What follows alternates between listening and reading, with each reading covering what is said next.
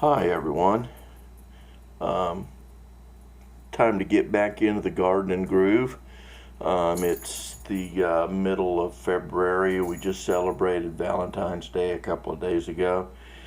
Anyway, about a week ago, I took some of my seeds that I saved, from, excuse me, from the Mortgage Lifter tomatoes last year. I saved about, I don't know, what is that? 200, 300 seeds, something like that. And I was hoping this year that I won't have to buy my tomato plants. It was kind of expensive last year, but if this works, then it will have been a good investment. Now these are Mortgage Lifter tomatoes. We talked about them a lot last year. And, I just wanted you to know what I did and how I did.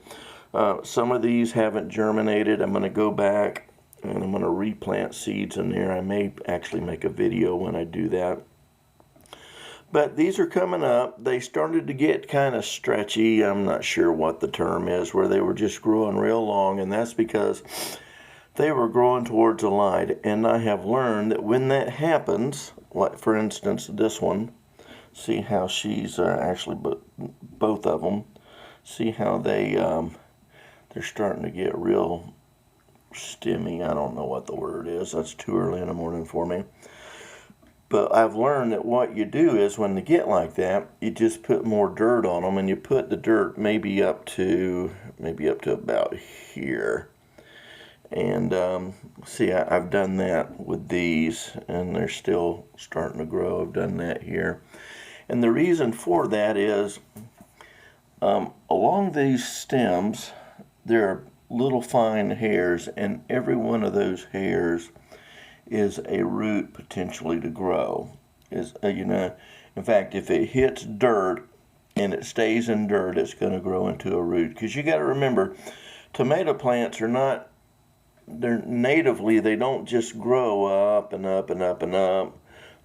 Literally what they're supposed to do is they're supposed to crawl along the ground, and the fruit's supposed to set on the ground so it'll rot quicker, and more seeds in the ground and propagate, that kind of stuff. But anyway,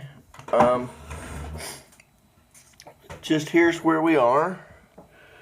My plan is to grow way more seeds than I'm going to use this year, or way more plants than I'm going to use this year, although I am expanding my my tomato garden, probably fourfold, fivefold. If I could pause this video, I would take you out there and show you where it's going to go, but ultimately I want more tomatoes this year, and I want to grow enough tomato seedlings where I can put them in pots and maybe take them down to the flea market or the farmer's market and sell them as genuine Mortgage Lifter tomatoes. So anyway, that's where we are. When these seed pods first came up, you can see one right here. Here's what they do. This is a little seed pod on the tip here. I made sure I got pictures and sent them to the boys because I wanted them to see how that plant grows out of the bottom of that tiny little seed.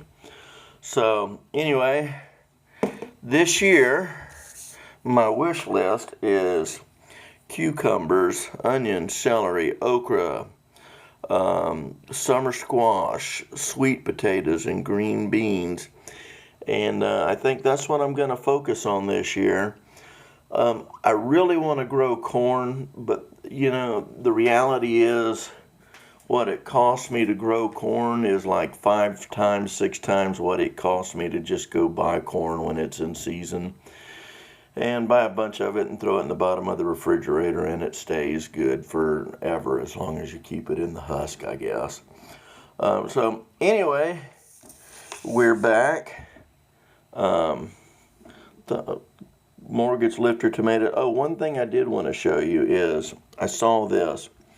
Say, for example, this would be way up here. Instead of just trying to fill the dirt up, you can literally loosen up the soil and push this over and punch that down in there and just leave the leaves up top and cover that up, and that will actually grow from that. So anyway, there we are, tomatoes, plants coming up, and we're gonna start farming again. Hope you guys have a great week. Bye-bye now.